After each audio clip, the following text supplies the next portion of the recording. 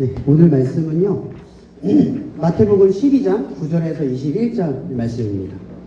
마태복음 12장 9절에서 21절. 제가 띄워드릴 텐데요. 교독해서 읽어보겠습니다.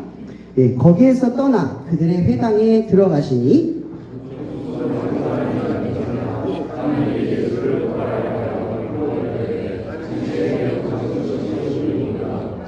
예수께서 이르시되 너희 중에 어떤 사람이 양 한 마리가 있어 안식일에 구덩이에 빠졌으면 끌어내지 않겠느냐.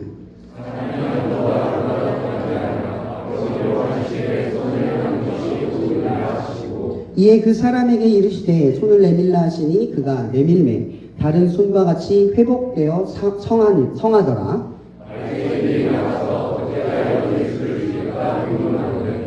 예수께서 아시고 거기를 떠나시니 많은 사람이 따르는지라. 예수께서 그들의 병을 다 고치시고 이는 선지자 이사야를 통하여 말씀하신 바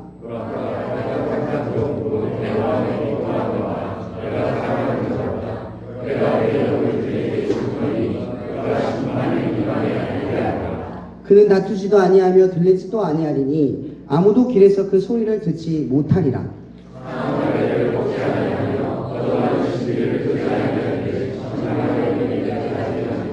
함께 읽겠습니다. 또한 이방인들이 그의 이름을 바라리라 함을 이루려 하심이라. 아멘. 오늘 말씀의 제목은 이루려 하심이라는 주제를 가지고 전하려고 합니다. 우리가 지난주에 계속 나눴던 것이 뭐였냐면 안식이라는 주제였습니다. 쉼. 계속해서 우리는 이 시기를 거치면서 이 캠퍼스처치 예배 속에서 이 쉼이라는 주제를 계속 던졌습니다. 단지 쉰다라는 의미가 아니라 주님이 우리의 마음에 역사하셔서 내 마음이 안정케 되고 위로를 겪고 어떠한 감동 속에서 실제로 경험하는 쉼, 그게 우리의 삶에 지금 역사하고 있는지, 그리고 그런 쉼을 우리가 바라보면서 하나님을 따라가고 있는지, 실체하지 않는 하나님이 아니라 정말 우리의 삶에 쉼이 기꺼이 찾아오는 그 역사를 우리가 이 캠퍼스의 생활 속에서 우리를 회복해 하는 역사로 경험할 수 있는 시간이 되게 해달라고 우리가 계속해서 말씀을 나눴습니다. 그리고 이제 예수님은 본격적으로 이제 뭐라고 하죠? 이 절정의 시기에 딱 도착했습니다. 예수님은 이제 이 지점을 통해서 180도 다른 그의 행보를 가지게 됩니다. 그전에는 예수님에 대한 시험, 모욕, 비방 이런 것들이 있었지만 이제는 노골적으로 오늘 본문에 뭐라고 되어 있냐면 죽일까 의논하기 시작했다라는 거죠. 근데 왜 갑자기 그들이 예수님을 죽이려고 마음을 먹었을까요? 바로 오늘 본문의 첫 출발이 그 지점이기 때문에 그래요.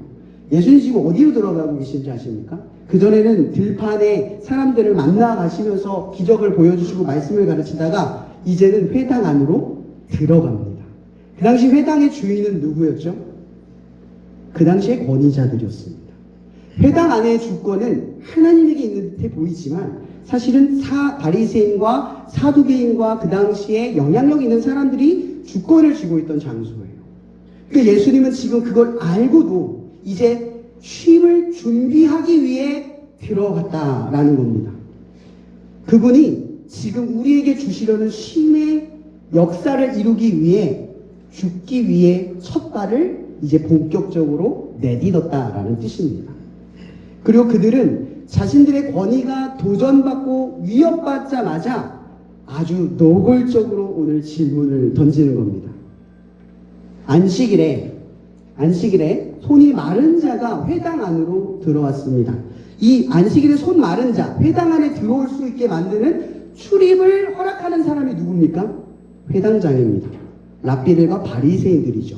근데 그 회당에 누가 들어왔냐면 부정한 존재가 들어온 거예요. 누구를 따라서? 예수님을 따라 지금 갑자기 사람들이 몰려온 겁니다. 그래서 그들도 제어하지 못하는 상황이 된 거예요.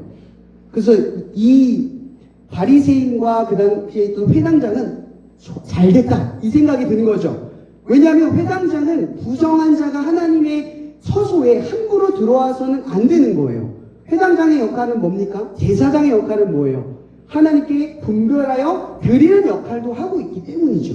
근데 예수님께서는 이 회당이라고 하는 장소가 하나님이 만나는 거룩한 장소의 행위의 장소임에도 불구하고 손이 마른 자가 예수를 따라 들어왔다라는 그 사실이 얼마나 분별하지 못한 행동인가가 그들에게는 상식처럼 여겨졌다라는 겁니다.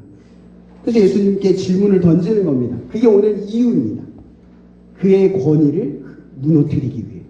예수의 권위를 무너뜨리기 위해. 아니죠. 자기의 위협받는 권위를 도전하고 있는 이 세력에게 보여주려고 지금 이 질문을 한다라는 겁니다. 이 회당의 주인이 누구인가? 이 질문이죠. 그래서 오늘 예수님께서는 이 질문의 의도를 아시고 비유를 통해 말씀을 하시죠. 길거리에 양이 죽어가고 있는데 너희들의 소유라면, 사람이 아니라 양인데 너희들의 소유라면 그걸 살리지 않겠냐라고 이야기합니다. 그럼 양은 인간이 아니잖아요. 예수님은 지금 인간에 대한 궁유를 이야기하고 있는 게 아니라 양은 동물이고 가축입니다. 인간의 존엄성에는 아무런 비교할 수 없는 존재예요. 근데 그 존재를 가지고 비유를 하는 거예요. 비유 자체가 대상이 안 되지 않습니까? 근데 그 당시 바리새인들은 사람을 사람으로 안 보고 있다는 거죠.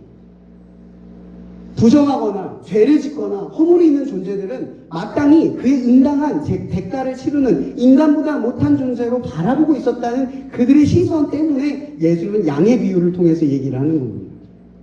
너희들은 너의 양의 소유가 길거리에 죽어가면 살리지 않겠느냐. 소유잖아요. 네 재산에 불이익이 생기면 너는 가만히 있겠냐, 안식일에.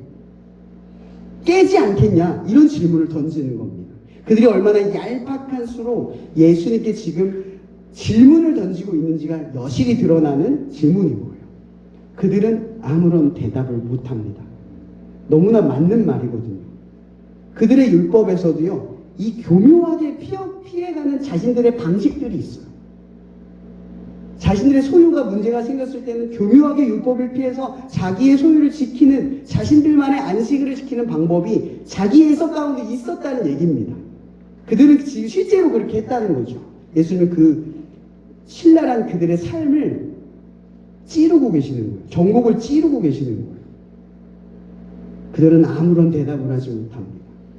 오히려 회중 앞에 더욱 드러나게 된 건 이 권위가 그들에게 있었다는 게 아니라 예수께 있었다는 게 확실하게 증명이 되는 사건이라는 겁니다.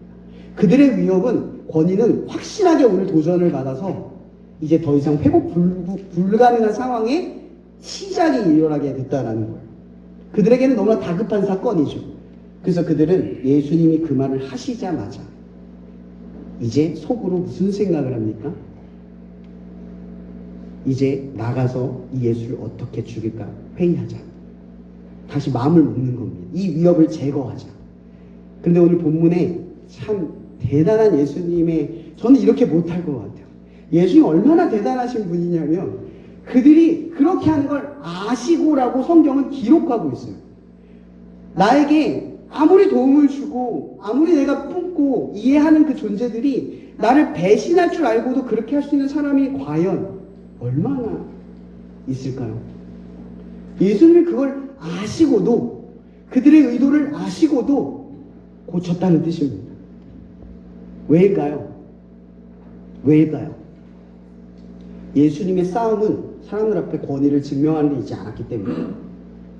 우리는 가끔 우리의 권위가 도전을 받으면 흥분하고 하나님의 영광에 미치지 못한 행동들이 나올 때가 있습니다. 그게 하나님의 영광이 잘 안 된다는 걸 우리 스스로도 압니다. 우리는 자꾸 말로 이기려고 하고 힘으로 이기려고 합니다. 근데 오늘 예수님께서 보여주는 이 모습을 한번 보십시오.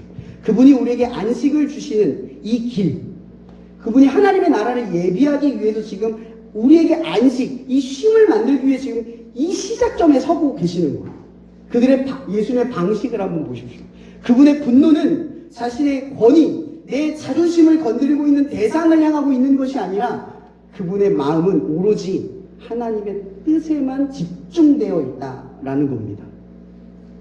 그분이 병든 자를, 이 한쪽 팔이 마른 사람을 고친 이유는 내가 더 옳다라는 걸 증명하기 위해서가 아니었습니다. 그건 오로지 하나님의 뜻이 자비를 원하고 인애를 바라는, 그냥 형식적인 제사가 아니라 이 처소는 사랑의 처소이다. 나의 쉼은 사랑과 자비와 수용과 관용이 있는 장소다라는 걸 보여주기 위한 행동이라는 겁니다. 우리는 때론 하나님의 힘과 능력, 역사로 하나님의 계심을, 하나님이 나와 함께하고 계심을 증명하려고 할 때가 있습니다. 의도가 전혀 다르죠. 우리가 왜 하나님, 예수님 믿으면서 왜 더 잘 되려고 합니까? 그런 의도의 저변에는 때로는 그걸로 하나님을 증명하려 할 때가 있다라는 겁니다. 예수님은 자기의 잘 되는 것으로 증명한 게 아닙니다. 그분이 증명하려고 했던 건 내가 지금 죽음의 위기, 패배할 위기에 처하는 이 길로 들어가더라도 하나님의 뜻에 승리하겠다라는 겁니다. 여러분, 교회에서 그런 말 자주 하잖아요. 승리하세요, 승리하세요, 승리하세요. 이 뜻이 뭡니까? 나가서 안 믿는 사람과 싸워서 이기라는 뜻입니까? 뭘로 승리하라는 뜻이죠? 하나님의 뜻을 지키는 것으로 승리하라는 뜻입니다. 하나님의 뜻을 지키는 게 승리입니다. 이게 그리스도의 승리예요. 하나님의 역사를 이뤄내고 능력을 보여주는 게 그리스도의 삶이 아니라는 거예요. 본질은 하나님의 말씀을 오늘 지켜내서 승리해내라는 거예요. 오늘 예수님이 이제 죽음의 길로 나아가는 회당으로 들어가서 기꺼이 이 죽음의 행보를 시작하는 이 지점은 우리의 힘을 만들기 위한 여정입니다. 그 여정에 반드시 필요한 예수님의 역사는 무엇입니까? 죽는 거예요. 우리는 지난 시간 고난주간을 보냈어요. 그분의 죽음은 필연적인 겁니다. 우리에게 쉼을 주기 위해, 우리를 구원하기 위해 그 계획은 이미 예정되어 있는 사실입니다. 여러분, 그리스도인들이 예수를 믿는 이유는요, 그분이 우리의 삶을 바꿀 거라는 기대감 때문이 절대 아닙니다. 우리가 예수님을 왜 믿는 줄 아십니까? 그분이 2000년 전에 우리를 위해 죽었다라는 사실을 믿었기 때문입니다. 그래서 우리는 그 사실을 통해 우리의 삶이 앞으로도 영원한 반전 속에 살아갈 수 있다는 걸 믿기 때문입니다. 우리는 주님이 하신 일을 믿는 거지 주님이 하실 것을 기대하는 믿음을 믿는 게 아닙니다. 이미 주님은 충분히 하셨습니다. 그분은 십자가 위에서 우리에게 모든 것을 쏟아내셨고 여러분들을 구원할 만한 모든 일을 해내셨습니다. 성경은 그것을 이겼다라고 표현을 합니다. 그래서 주님은 더 이상 우리를 위해 하신 일이 없습니다. 그래서 그리스도인들이 사명을 얻는 건요, 그분이 하신 일을 보고 이제 그분이 하신 일을 따라가는 것이 우리의 본분인 줄 아는 것입니다. 오늘 예수님의 모습을 한번 보십시오. 예수님께서는 자기의 일을 나타내지 말라고 사람들에게 경고합니다. 우리 같았으면 어떻게 했겠습니까? 하나님의 영광을 드러낸 일을 하나만 해도, 역사만 드러나도 자랑하지 않겠습니까? 근데 예수님의 겸손은 늘 하나님의 뜻의 초점에 들어가 있어요. 왜 드러내지 말라고 하셨을까요? 왜냐하면 저는 이상합니다.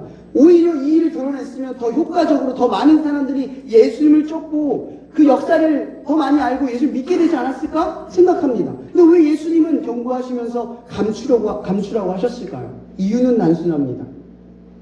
내 때가 아니라 하나님의 때니까요. 때로는 그런 거 있지 않습니까? 내가 잘한 일이 있는데 그게 알려지지 않다가 나중에 한 번에 까발려지면 그 일이 겹치고 겹쳐서 더 많은 영광으로 드러나는 순간이 있습니다. 내 때와는 다르지만 이 순간에 드러나는 것이 더 필연적이라는 것을 우리가 때론 뒤늦게 할 때가 있습니다. 그래서 가끔은 우리가 알아주지 않는 일을 할 때 그 일이 언젠간 어떠한 영혼들에게 감동으로 열매 맺을 때가 있어요.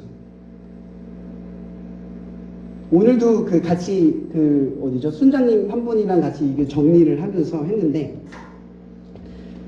작년에는 우리 친구들 수업 일찍 끝나서 이거 설치 같이 했습니다. 근데 올해는 다 5시, 6시 끝나니까 제가 혼자서 합니다. 저는 이 일에 절대 불평하거나 불만하지 않아요. 이 예배를 드리는 것만으로도 너무 감사하고 이 일이 얼마나 기적인가를 압니다. 그래서 이 설치하는 순간마저도 너무나 기쁘고 하나님을 위해서 뭔가 땀 흘린다라고 하는 사실이 그냥 기뻐요. 그게 알려지지 않아도, 누가 알아주지 않아도 저에게는 상관없는 시간들입니다. 근데 가끔은 이렇게 알려지지 않은 시간들이 켜켜이 쌓이다가 한 번에 정확하게 하나님의 영광을 드러낼 때가 있다라는 거예요. 그래서 우리가 하나님의 일을 할 때는요, 우리 일이 드러나는 걸 기뻐하면 안 됩니다. 우리의 일이 하나님이 원하실 때 드러나는 걸 기뻐해야 한다라는 겁니다. 그래서 예수님은 자기 일을 더 효과적으로 하기 위해 그 일을 드러내라고 하신 것이 아니라 오히려 감추라고 하는 겁니다. 왜죠? 그분의 초점은 오로지 하나님의 뜻에 있었기 때문입니다. 계속 이기고 계시는 거예요. 근데 예수님께서 그 길을 걸어가시면서 오늘 이사야서의 예언서를 말씀하십니다. 내가 택한 종, 내가 마음에 기뻐하는 바, 내가 사랑하는 자로다. 내가 내 영을 그에게 줄 터이니 그가 심판을 이방에 알게 하리라. 여러분, 예수님이 어떤 심판을 하셨습니까? 그분의 심판은 칼로 하는 행위가 아니었습니다.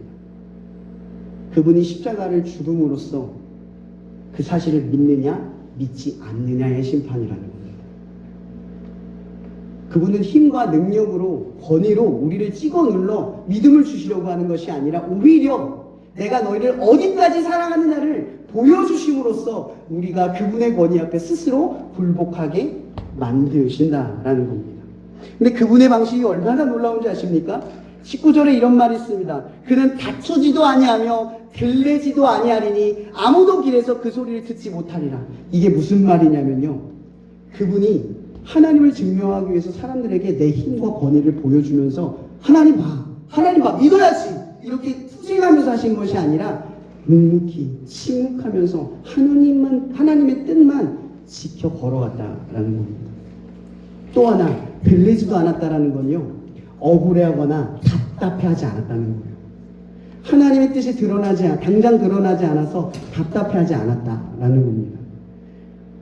올해 들어 캠퍼스 처치의 예배가 더 풍성해진 것 같아요. 개강 예배 이후에 더 많은 형제 자매들이 와서 이 예배당을 채워서 너무나 놀랍습니다. 작년만 해도 저의 간식이 막 남아서 더 많이 와야 될 텐데, 그리고 처음 시작할 때만 해도 2명, 1명 이런 식으로 예배를 드렸습니다. 그런데도 계속 예배를 지켰어요. 만약 그 순간만 바라보고 우리가 예배를, 이 캠퍼스 처치를 지켜갔다면 아마 지금까지 오지 못했을 겁니다. 하나님이 하시겠지, 하나님의 일하심을 믿고 하나님의 뜻을 지키는 것에 헌신한 교수님들과 학생들이 있었기 때문입니다. 어떨 때는 교수님들이 학생들보다 많을 때가 많았습니다. 항상 자리를 지켜주셨어요. 그런 시간들이 켜켜이 쌓이면서 오늘 이렇게 풍성한 예배를 드리기까지 되었습니다. 그런데 하나님의 방식이, 하나님이 우리에게 쉼을 주는 그 길이 다투거나 억울하거나 답답해하지 않고 묵묵히 하나님의 뜻을 하루하루 지켜가는 일에 집중되어 있었다라는 겁니다. 여러분, 우리는 세상을 바꾸지 못합니다. 우리는 하나님의 나라를 도래하게 할 수 없습니다. 그건 하나님이 하시는 일입니다. 근데 하나님이 하시는 걸 믿으려면 그 때를 기다릴 줄 알아야 합니다. 내 생각과는 좀 다르고 내 때와는 조금 다른 기다림과 인내심이 우리 가운데 있을지라도 하나님의 일하심을 믿고 묵묵히 걸어가는 것은 매우 힘듭니다. 그것이 승리입니다. 보이는 것을 보고 쫓아가는 것이 아니라 보이지 않는 것을 보고 쫓아갑니다. 그러나 여러분, 기억하십시오. 우리가 하나님의 나라를 이루기에 얼마나 부족한지 아십니까? 저는 늘 제가 목사로서, 사역자로서, 그리스도인으로서 그 부족함에 절실하게 잘 부족함을 깨닫습니다. 제 주변에 저보다 능력이 많은 사람들이 많습니다. 전국으로 돌아다니면서 더 많은 일들, 더 규모 있는 일들을 하는 사람들이 많아요. 제가 그런 분들, 사역자들을 보면 무슨 생각을 하지 아십니까? 시기하거나 질투하지 않아요. 제 마음에 제일 큰 건 왜 난 저만한 능력이 없을까요? 왜 나는 저 사람처럼 비범하지 못해서 하나님의 일을 더 거침없이 하지 못할까? 내 부족함이 늘 절실하게 깨달아져요. 저는 오늘 이렇게 풍성하게 많은 사람들이 예배를 드리는 건 당연한 말이잖아요. 우리가 잘해서가 아니에요. 제가 잘해서가 아니라 하나님의 때이기 때문에 그렇습니다. 제가 한 거라고는 그냥 버티는 것밖에 없었어요. 그냥 매일 이 매주의 예배에 집중하면서 더 예배에 집중하는 게 뭘까, 더 예배를 잘 드리는 게 뭘까 고민하면서 예배를 준비하는 일밖에 없었습니다. 그런데 주님이 이렇게 말씀하십니다. 그분은 상한 갈대를 꺾지도 않으시고요, 꺼져가는 심지를 끄지 않으세요. 우리가 하는 일이 때론 꺼져가는 일처럼 느껴질 때도 그분은 그 불씨를 절대 꺼트리지 않는다는 거예요. 우리가 잘 안 되는 일에 바람을 넣어주면서 꺾일 것 같을 때에도 꺾일 것 같지만 절대 꺾이지 않는다는 거예요. 그분은 그렇게 우리를 이끌어 가신다라는 겁니다. 그리고 그분도 그렇게 길을 걸어가셨다는 거예요. 우리가 누구를 보고 이 길을 걸어갑니까? 예수님의 하신 일을 보면서 걸어갑니다. 그리고 예수님께서는 오늘 이렇게 마무리를 합니다.